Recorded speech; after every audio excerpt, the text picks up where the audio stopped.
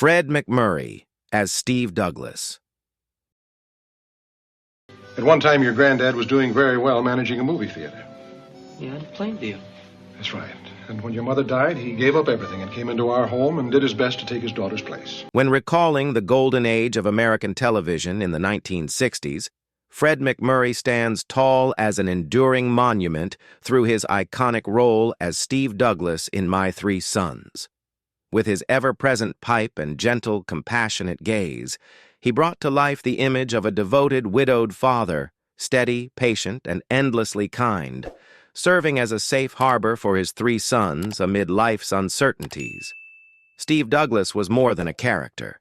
He embodied decency itself, a living symbol of family values etched deeply into the hearts of millions, remembered with boundless admiration. Tough life, isn't it? Well, let's see now. Why don't you go out in the backyard and build something? You know, there's all that old lumber there. You can use my hammer and saw if you put it back, okay? Yet behind that dignified presence lay a far harsher reality, as the shadow of tragedy began to encircle his life during its brightest years. The cruel contrast was impossible to ignore. While Steve Douglas radiated strength and reassurance on screen, Fred MacMurray was enduring a devastating personal loss off camera. In 1953, after 17 years of marriage, his first wife, Lillian Lamont, passed away due to complications from kidney and heart disease, leaving him engulfed in loneliness and the crushing responsibility of single fatherhood in the unforgiving world of Hollywood. Seeking refuge from his grief, Fred turned to heavy smoking for decades, a fatal habit that quietly planted the seeds of destruction. By the late 1970s, a diagnosis of throat cancer struck like a mortal blow, forcing the once celebrated star to live in constant fear of losing his distinctive, expressive voice, the very instrument that connected him to his fame and the world beyond. We all know that, Mike. But this time, you fellas clean up the kitchen, huh? And Mike, lay off Robbie. But fate had not yet exhausted its cruelty, delivering its harshest blows in the twilight of his life. In 1988, a devastating stroke robbed Fred of his ability to speak, plunging him into profound helplessness. The suffering did not end there. Leukemia soon followed, relentlessly attacking his immune system and turning his body into a battlefield of pain. Brutal chemotherapy treatments reduced the once commanding figure to a frail shadow of himself, nearly unrecognizable. How heartbreaking it was that while audiences continued to smile at Steve Douglas on television, Fred MacMurray was fighting for every breath, weakened by acute pneumonia and surrounded by the silent advance of malignant cells. He battled death alone until his strength was finally spent, closing the chapter on a life rich in talent, yet marked by deep, sorrowful undertones. On November 5th, 1991, Fred MacMurray passed away at the age of 83, leaving behind an estate valued at approximately $150 million, but also a soul bearing scars that time could never heal. He departed quietly, ending the journey of America's beloved television father within the stillness of a hospital room. Though his body has returned to dust, the timeless legacy of Steve Douglas endures as a beacon of compassion, living on forever in the memories of generations who found comfort, warmth, and humanity in his gentle presence. Fred MacMurray's passing, surrounded by illness, yet leaving behind a fortune estimated at $150 million, raises a haunting question about the true cost of fame. Many mourn a legend who devoted himself to his craft until his final breath, believing that wealth was a deserved reward for the pain and sacrifices he endured. Others, however, see his brilliant career and immense fortune as the very things that robbed him of a peaceful old age, trapping him inside the image of the perfect father he could never escape. So what do you think? Was Fred MacMurray's life a triumphant epic of success, or a quiet tragedy born of relentless sacrifice? Comment 1 if you admire him. Comment 0 if your heart aches for a gifted soul who paid too high a price. Tim Considine as Mike Douglas. Well, you know how he doesn't care what he says to people. I mean, this is pretty important to me, Dad. Mike, In the early years of the 1960s, Tim Considine became a teenage idol across America through his portrayal of Mike Douglas, the calm, dependable eldest son. Mike served as the invisible bond holding the family together, bridging the gap between father and younger brothers, and embodying the ideal young man with a bright future ahead. The show's success catapulted Tim into the spotlight, marking him as one of Hollywood's most promising young faces, seemingly destined for a brilliant career in the entertainment capital. You'll get sore. Oh, that's a swell thing to say. Now you gotta tell him. tell me what? Yet few understood the crushing weight he carried from such a young age. Born into a powerful family with legendary producer John W. Considine, Jr. As his father, Tim was pushed into a life carefully scripted for him, one that left little room for personal freedom. Psychological fractures deepened in 1965 when he clashed fiercely with producer Don Fedderson over creative direction. Tim's firm desire to move behind the camera as a director was bluntly rejected, leading to a bitter departure from the Douglas family at the very height of the show's success. From that moment on, he was quietly labeled difficult, and acting offers began to fade. The collapse of his first marriage to Charlotte Stewart in 1969 struck another devastating blow, leaving his pride wounded and his spirit fractured amid unrealized ambitions.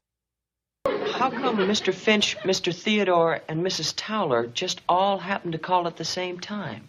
The darkest turning point came when Tim Considine found himself effectively frozen out of the industry, a cruel punishment Hollywood often reserved for those who dared to resist its control. For decades that followed, he struggled to rediscover himself through minor, unremarkable roles, forever unable to escape the towering shadow of Mike Douglas. Emotional pain deepened as he witnessed the gradual decline and deaths of those closest to him, including William Frawley and Fred MacMurray, leaving him haunted by unanswerable what-ifs. In his later years, chronic heart disease began to tighten its grip, stripping away his final passions, auto racing and writing. Inside his quiet home in Mar Vista, the once celebrated artist endured chest pains and severe physical decline. It was heartbreaking to see such a sharp mind confined within a failing body, quietly confronting obscurity and the slow fading of an era until his final moments. On March 3, 2022, Tim Considine passed away peacefully at the age of 81, closing the chapter on a life filled with ambition, struggle, and quiet resilience. His journey was marked by many moments of regret, yet his unwavering commitment to personal integrity and creative independence set him apart. Mike Douglas may have disappeared from television screens long ago, but the memory of that sincere, steadfast older brother remains an enduring legacy, forever alive in the hearts of those who once cherished the Douglas family. Don Grady as Robbie Douglas. Well, Bub said that he came by my school to bring me my lunch. But I think that he really wanted to get in the jamboree rehearsals. Amid the vibrant pulse of mid-20th century American television, Don Grady shone brightly as a symbol of youthful energy and romantic charm through his role as Robbie Douglas. Gifted with natural musical talent and a boyish, approachable face, he shaped the image of the spirited second son, both a source of pride and a fresh burst of vitality for the Douglas family. Robbie was never merely a television character. He became a trusted companion to an entire generation of teenagers who saw their own dreams and emotions reflected in him. And the And principal I'm says just sure she's Mr. gonna Theodore's write gonna you a boot me out of letter the about why jamboree didn't if you Bub keep keeps him coming to the home. rehearsals. And Marilyn Turnthurston, why, she's... Marilyn who? Turnthurston, that's a girl. In stark contrast to that radiant image, Don's real life was marked by painful emotional fractures beginning in childhood. His parents' early divorce planted a deep, burning longing for a complete family, driving him to search for a father figure in Fred MacMurray on set. Yet tragedy repeated itself when his first marriage to Julie Payne collapsed in 1979, just 3 years after it began, plunging him into disappointment and a lingering sense of failure over the family life he could never fully build. The crushing pressure of the teen idol label suffocated his musical ambitions, as audiences refused to accept him as a mature artist and instead confined him to the memory of young Robbie. Isolation within the industry, combined with desperate efforts to prove his true abilities, gradually eroded his spirit, turning years of fame into a lonely journey, riddled with doubt and quiet despair. He says he sure appreciates all the help you've been giving him. Yeah? Ted's all right. He's a nice fellow. There's nothing wrong with him. The harshest sentence arrived when Don was at the height of his creative powers as a songwriter, with a devastating diagnosis of multiple myeloma. From that fateful moment, his life entered a tear-stained chapter as a once resilient body was mercilessly ravaged by high-dose chemotherapy over 4 grueling years. Malignant cells gnawed at his bone marrow, transforming even the smallest movement into a form of physical torture. The deepest heartbreak came near the end, when the hands that once danced effortlessly across piano keys began to tremble, powerless against the total collapse of his immune system. It was profoundly tragic to witness a soul so full of artistic hunger imprisoned within a body wasting away, hollowed out by disease. In his final days in Thousand Oaks, California, Don stood at the fragile boundary between life and death, abandoned by the limits of medicine, leaving behind an enduring ache for a gifted life drained dry by a cruel fate.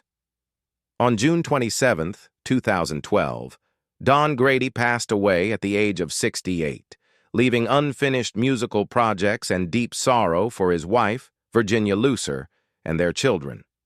His death marked a somber pause, closing the journey of a star who spent a lifetime striving to escape the shadow of his own success. Though his physical form has returned to dust, the music he created and the smile of Robbie Douglas live on, enduring proof of the resilient spirit of a true television legend. Stanley Livingston as Chip Douglas. Well, Bob keeps coming down to the school, and for a while it was kind of funny.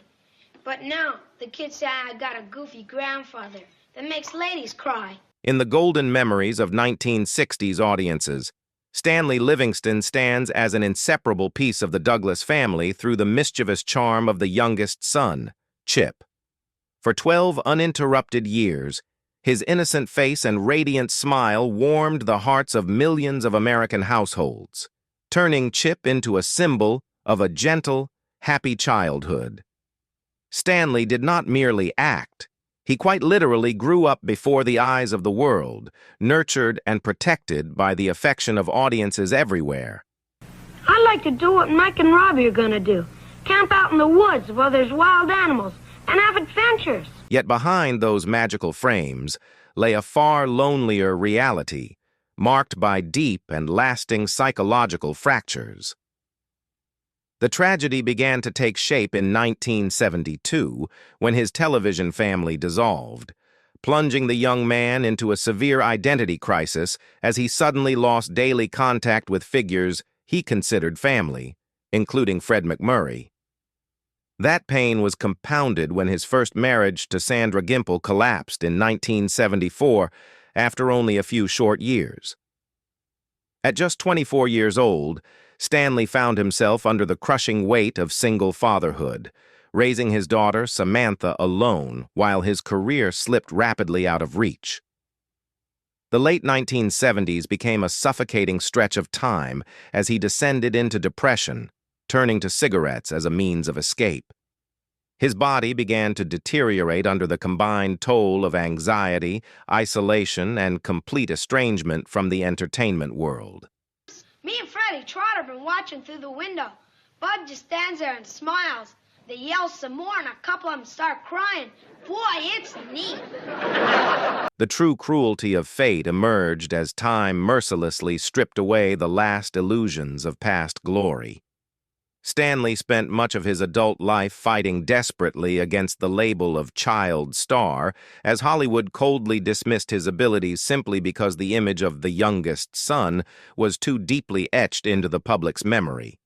By 2026, at the age of 75, his appearance had changed in a haunting way, an outcome of decades of heavy smoking and countless sleepless nights haunted by sorrow. Wrinkled skin and weary eyes stood as living testimony to the destruction wrought upon a life trapped inside its own brilliant past. It is profoundly bitter to witness a boy once filled with hope, now reduced to a silent old man in the shadows, his body bearing the marks of illness and a soul scarred by wounds that never fully healed. The chilling contrast between the immortal image of Chip Douglas on screen and Stanley's frail, solitary reality serves as a painful indictment of Hollywood's unforgiving cruelty. Stanley Livingston's life is marked by many sorrowful notes, yet his contribution to television history remains an undeniable monument. He lived a life defined by a single role, sacrificing his childhood to bring joy to countless others. Though time has faded his outward appearance, the spirit of young Chip endures, like a sacred thread connecting generations to a radiant era long gone, but never forgotten. William Frawley as Bub O'Casey. I think it's a little stupid to give up a good, healthy old game like sockball just because of a couple of clumsy kids. Turning back the clock to the early 1960s, audiences can never forget the warm, witty presence of Grandpa Bub O'Casey. William Frawley breathed remarkable authenticity into the character through his gravelly voice and thoughtful, furrowed brow. As the devoted household caretaker, Bub became an emotional anchor, bringing laughter, comfort, and a sense of family warmth into millions of homes, leaving an indelible mark on the hearts of devoted viewers. Oh, thank you very much. Well, the young lady is spoiling the second part of her gag by the way she tells the first part. She says something about being in a hotel a week, and then she says it's only 5 days till Saturday. Yet while he brought joy to the world, William's private life was a far darker portrait, scarred by emotional fractures that never healed. The tragedy began with his failed marriage to Edna Louise Brough in 1927, after which he remained alone for nearly 40 long years, without children or family by his side. That quiet loneliness gradually pushed the aging actor into the merciless embrace of alcohol. Even as he continued to work, his days on set were shadowed by intense pressure, bound by contracts that demanded his immediate dismissal should he ever appear smelling of liquor. The emotional strain was further deepened by estrangement from his brother Paul Frawley and a deeply troubled relationship with co-star Vivian Vance, turning his workplace into a psychological prison. Though he lived in the heart of Hollywood, William's heart was surrounded by suspicion and isolation, making every step toward fame feel increasingly bitter. Well, what's eating you, gloomy guys? Those guys get to have all the fun. I have to stay home. We'll take your cab. Cruelty reached its peak in 1965, when William's health deteriorated so severely that insurance companies refused to cover him, forcing his painful removal from the beloved role of Bub. It was a devastating blow to the pride of a towering performer, already hiding the crushing pain of advanced heart disease. Fate delivered its final verdict on the evening of March 3, 1966. Just moments after leaving a movie theater, William collapsed on a Hollywood Boulevard sidewalk, struck down by a massive heart attack. Amid the bustling city he had once entertained, the man who brought laughter to an entire nation lay alone and lifeless, without a single loved one beside him. The chilling contrast between a grandfather cherished by millions on television and a solitary elderly man dying on the street stands as a haunting testament to the cruelty of destiny. William Frawley passed away at the age of 79, leaving behind profound sorrow for the loss of a comedy legend. Though his life ended in solitude on the very street that bore his fame, his mischievous smile endures beyond time. He may have fallen after a life battered by storms, but the spirit and artistic legacy of Bub O'Casey remain a gentle flame, forever warming the hearts of audiences and living on as a cherished memory that will never fade. William Demarest as Uncle Charlie O'Casey. Listen, Jack, you're never going to sell me anything with weird talk like that. You got a sales pitch? Out with it. When recalling the most brilliant era of My Three Sons beginning in 1965, audiences can never forget the presence of Uncle Charlie, the gruff former sea captain with a short temper and a heart of gold, who became part of the very soul of the series. Through masterful acting, William Demarest not only filled the void left by his predecessor, but created a lasting symbol of devotion and quiet guardianship over the Douglas family. His stern expression, softened by hidden affection, warmed millions of viewers' hearts for nearly a decade. He called himself Spirit Brains. Going through a trance and steal your shoelaces, the crook. Well, I guess we all... Yet behind the glow of an Oscar-nominated star lay deep personal fractures that William struggled to keep concealed. Tragedy first took root with the collapse of his marriage to Estelle Collette in 1923, a wound that quietly ached for decades. Though he later found companionship with Lucille Lyon in 1942, the painful reality of being unable to have children remained a silent torment throughout his life. Surrounded by children on set, William returned home to the emptiness of a household without youthful laughter. That sense of regret reached a devastating peak in 1968, when news of Estelle's death sent him into a profound emotional breakdown, forcing him to continue performing even as his heart shattered under the weight of unresolved memories and long-buried sorrow. The twilight years of Uncle Charlie were anything but peaceful, unfolding instead as a relentless battle against time and illness. Entering his 80s, William quietly endured the torment of prostate cancer, a death sentence he chose to keep hidden in order to maintain his professionalism before the camera. His body gradually weakened as repeated bouts of acute pneumonia ravaged his already fragile immune system, turning every breath into an act of desperate endurance.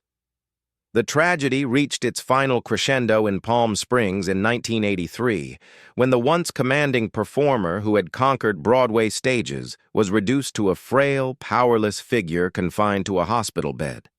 It is deeply heartbreaking that a man who devoted his life to bringing laughter to others should complete his journey in such haunting silence, his body so ravaged by illness that little remained of the proud sea captain audiences once adored. On December 28, 1983, William Demarest passed away at the age of 91, closing a chapter that spanned more than 8 decades of unwavering dedication to the arts. He departed this world in the loving presence of his wife, Lucille, leaving behind an immense void in the hearts of admirers. Though his body has faded into dust, the steadfast image of Uncle Charlie endures as an immortal monument, a shimmering fragment of American television history that time itself can never erase. Barry Livingston as Ernie Douglas. I'd have taken Old Paint. You can depend on a horse named Old Paint not to pull any funny stuff. Well, come on. Returning to the year 1963, the arrival of the bespectacled young boy, Ernie brought a fresh and delightful energy into Steve Douglas's household. Barry Livingston delivered a standout performance as the clumsy yet remarkably intelligent adopted son, creating a series of endearing, laugh-out-loud moments that quickly became the show's signature charm. Ernie soon won over the public, emerging as a symbol of optimism and a heartfelt longing to truly belong to a family. Must be true, the marriage changes people. Yeah. Imagine going to a swell resort like that and not having any fun. Behind the joyful laughter on television, however, Barry struggled with psychological shadows born from fame that arrived far too early. Deep insecurities about his appearance, compounded by constant comparisons to his older brother Stanley, pushed him into a spiral of self-doubt throughout his teenage years. When the spotlight abruptly faded in 1972, the harsh reality of unemployment swept him into a dangerous cycle of alcohol abuse and emotional disorientation. Throughout the 1980s, Barry drowned his fears of being discarded in endless bouts of drinking, turning what was once a vibrant, healthy body into a frail figure ravaged by addiction.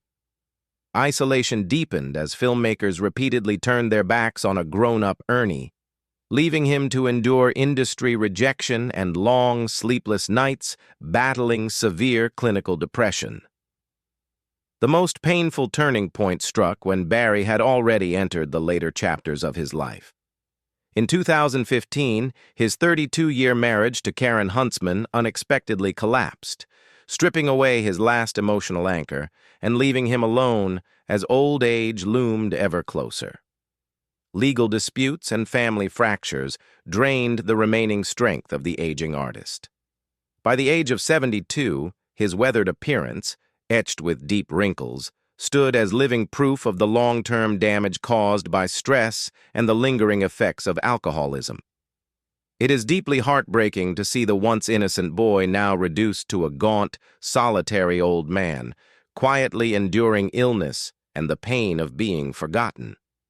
The stark contrast between the witty, lovable Ernie of the past and a weakened Barry, powerless against the merciless passage of time, is a brutal truth that leaves few unmoved. Though his life has been marked by relentless storms and emotional scars that never fully healed, Barry Livingston deserves recognition as a resilient and enduring artist. He devoted his heart and spirit to delivering some of the most cherished moments of entertainment to audiences around the world. While time has stripped away the brightness of youth, the soul of Ernie Douglas lives on, an enduring memory, a radiant chapter in the history of global television that will never fade. Beverly Garland as Barbara Harper Douglas. Joining the cast in 1969, Beverly Garland marked a historic turning point when she became Steve Douglas's second wife. With her elegant presence and richly layered performance, she dispelled all doubts, presenting a stepmother who was both compassionate and wise. Barbara did more than complete the Douglas family. She emerged as a portrait of a modern, resilient woman, warming audiences' hearts through scenes filled with quiet grace and emotional depth. Yet her journey toward happiness was shadowed by lasting emotional fractures. Before finding a sense of peace, Beverly endured the heavy toll of two failed marriages, to Bob Gentry and Richard Garland, each leaving deep psychological scars amid Hollywood's relentless scrutiny.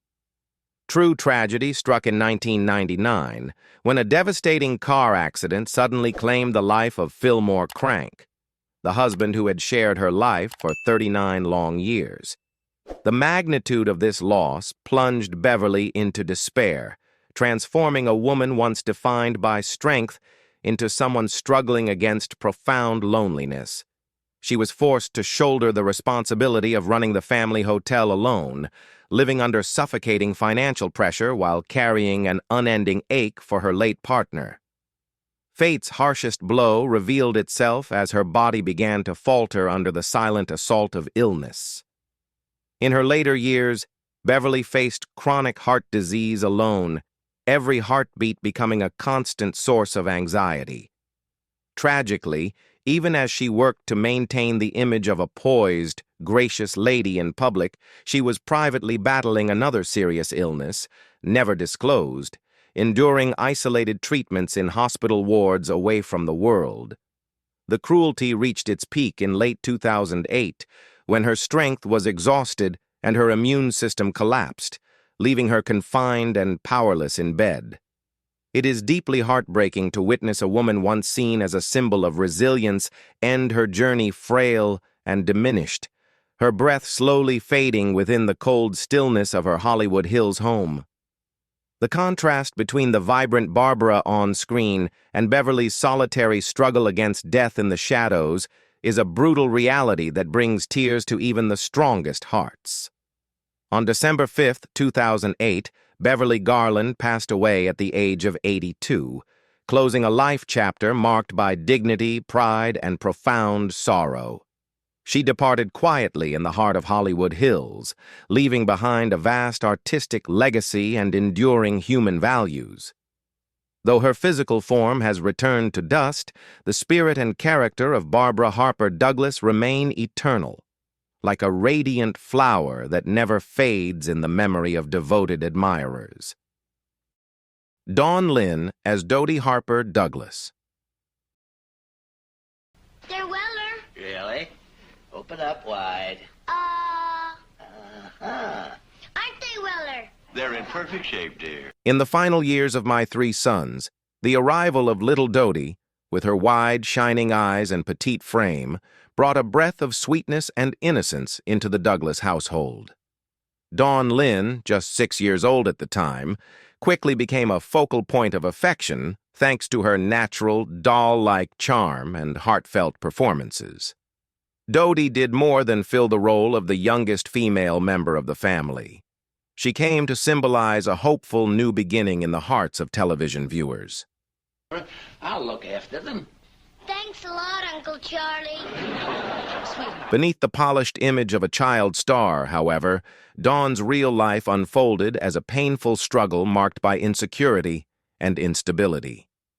A hormonal disorder, pituitary dwarfism, meant that her body never fully matured, exposing her to cruel ridicule about her appearance throughout her youth.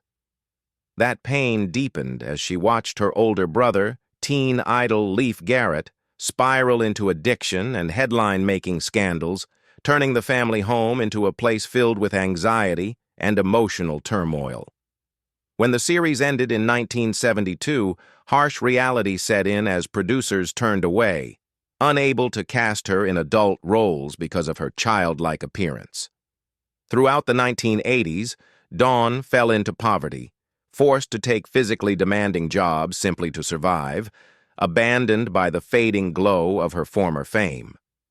The emotional toll was devastating, leaving her trapped in a long, inescapable battle with severe clinical depression. Dodie, you'll be sound asleep. People reaching in my throat when I'm asleep wakes me up. Honey, how would it be? The most terrifying nightmare struck in later years when death itself seemed to come calling through relentless illness. In 2022, Dawn was diagnosed with a large brain tumor, forcing her into a high-risk life-or-death surgery.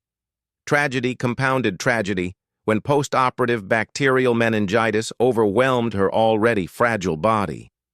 She slipped into a deep coma that lasted 30 agonizing days, lying motionless among cold, humming medical machines as her loved ones faced utter despair. It is devastating to witness the once radiant Dodie reduced to a frail figure, her breath sustained only by tubes. At the age of 62, Dawn now lives bedridden and fully dependent on medical care, confronting the slow erosion of illness in near-total obscurity. The brutal contrast between her lively, endearing screen presence and a Dawn Lynn fading day by day in the shadow of disease is a painful truth that tightens the heart of anyone who ever loved her. Even as she battles through the most critical hours of her life, Dawn Lynn remains a symbol of extraordinary resilience, a child star who endured unimaginable adversity. She gave her brightest years to the arts, even as the cost proved devastatingly high. Though her image may one day fade with time, the memory of little Dodie Harper Douglas will remain a pure, gentle note, living on forever in the classic frames of American television history. Tina Cole as Katie Miller, Douglas. Beginning with the 1967 season, Tina Cole left a lasting impression on the public through her role as Katie Miller, the first daughter-in-law of the Douglas family. With her gentle beauty and soft-spoken warmth, she shaped the image of an ideal wife and mother, bringing tenderness and emotional balance to a household long defined by men alone. Katie was never merely a supporting character. She became a vital thread of family unity, a familiar and beloved presence cherished by millions of viewers. Downtown, things will be great when you're downtown. In stark contrast to the harmony she portrayed on screen, Tina's real life unfolded as a tear-filled journey marked by horrifying shadows of domestic violence. At the very height of her fame, she was forced to silently endure both physical and emotional abuse at the hands of her first husband, Volney Howard III. The beatings and relentless control turned their marriage, which began in 1964, into a living nightmare, leaving psychological scars that could never be erased. Though she escaped this hell in 1970, Tina soon found herself alone, raising her child just as her career began to stall. Hollywood cruelly turned its back on a former daughter-in-law deemed past her prime, plunging her into financial hardship.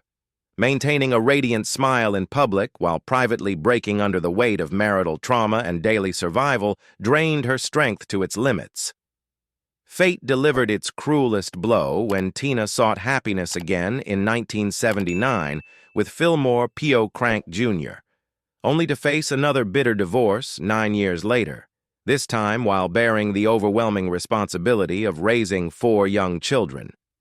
Cast aside by an unforgiving industry, she was forced to abandon her dreams of cinema and take on exhausting, unrelated jobs in Sacramento simply to survive.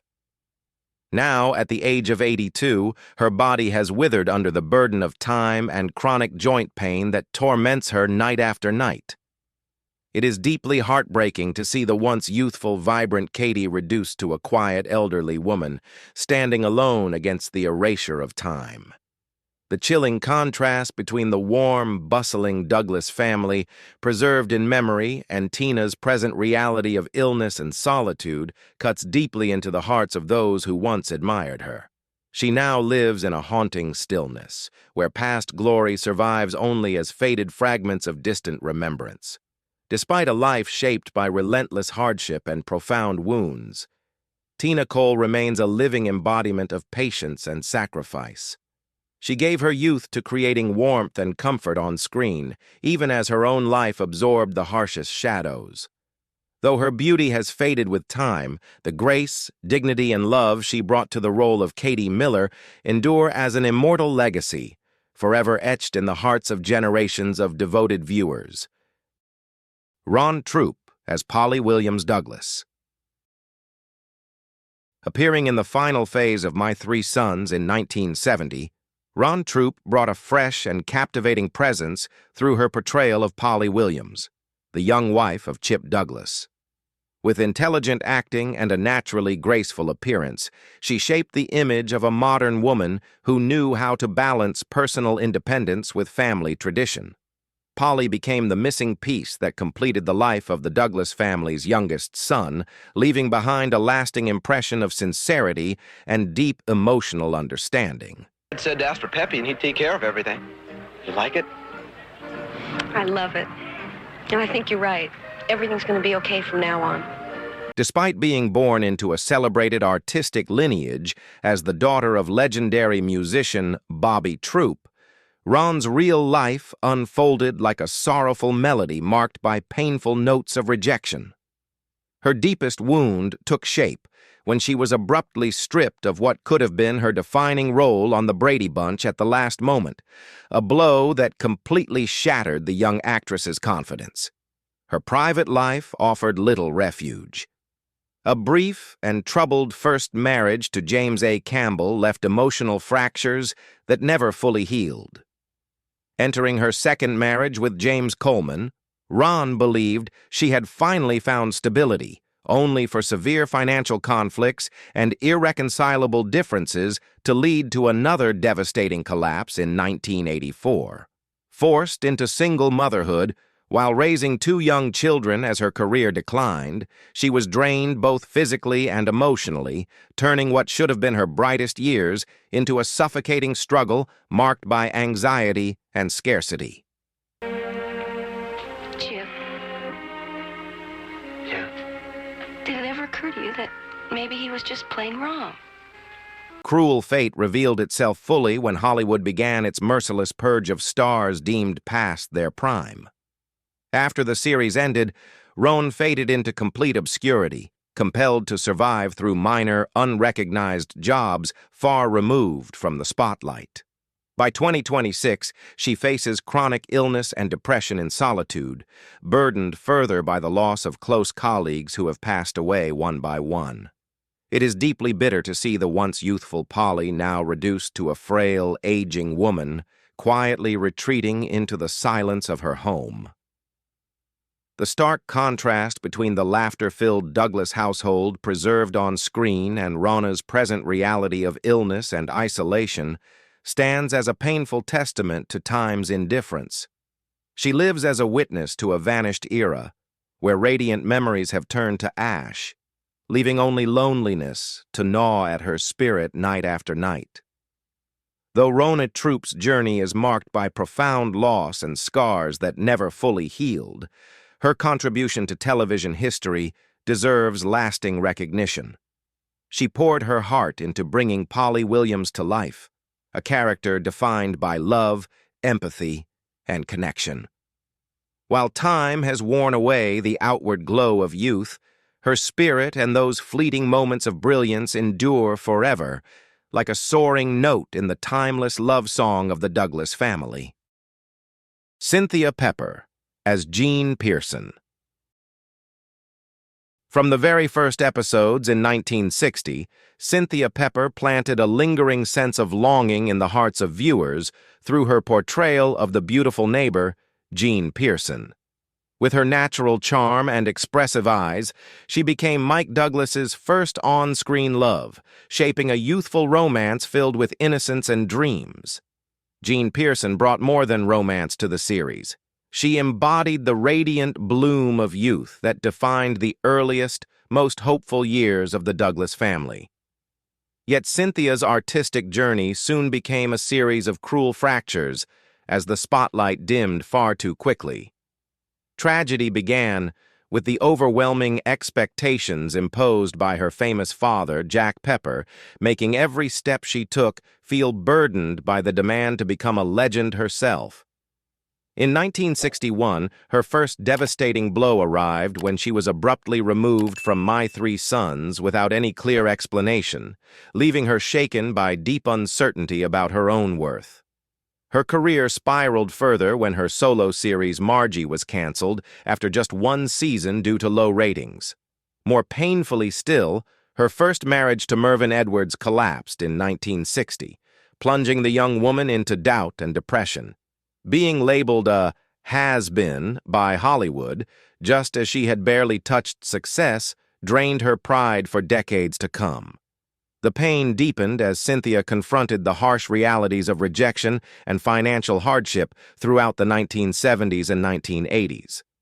Once a rising star sharing the screen with Fred MacMurray, she was forced to leave red carpets behind and earn a living through ordinary administrative jobs in Las Vegas, living quietly in the shadows of public forgetfulness. At the age of 85, she stands as one of the last living witnesses to a golden era that has long since faded away.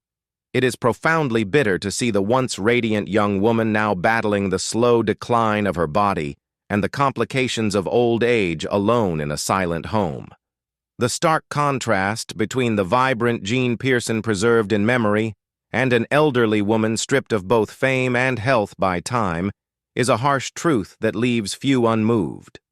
Though Cynthia Pepper's journey was marked by sorrowful lows, her contribution to the birth of a television legend remains unshakable.